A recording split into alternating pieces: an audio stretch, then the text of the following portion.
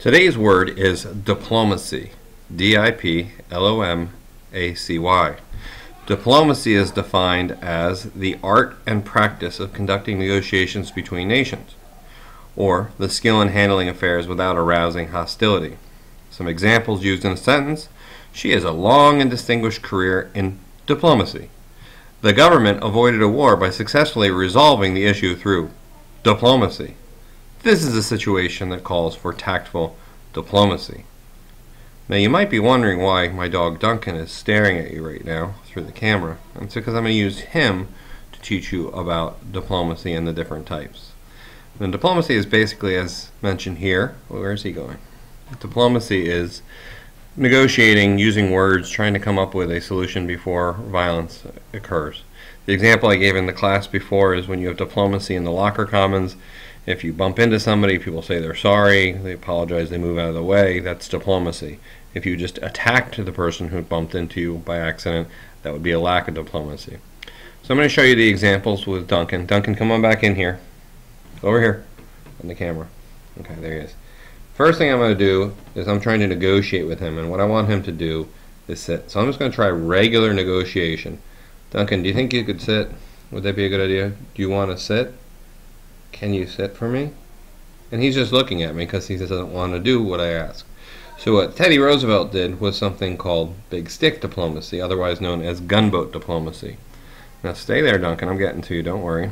Gunboat diplomacy is defined as same thing as big stick. Diplomacy backed by the use or threat of military force. Now I tried negotiating with Duncan at first. I said, Duncan, can you sit? And he's just staring at me. Now watch what happens when I get the big stick out. Now don't worry, I'm not going to hurt anybody. Duncan, sit! Oh my gosh. It actually worked. Now no Duncans were harmed in the filming this video, and I would never do that to Duncan. But he understood that he needed to sit. Because I tried negotiating, when the negotiation failed, I had the big stick. Now, in reality, that would be Teddy Roosevelt using not the big stick, but of course the Navy. Now, since Duncan's done such a nice job, I'm going to try to introduce him to something called dollar diplomacy. And what dollar diplomacy is when working with other countries, offering them money and sometimes bribes to get what you want. Duncan, come here. Duncan, sit. Oh, that's very good. So he got what he wanted. The problem is Duncan's going to run off screen because he likes to take his bone and go. So say goodbye, Duncan. Everybody look inside his mouth. Ew.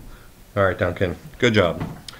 So that is our word of the day, diplomacy. And now you understand how you negotiate with others to get what you want.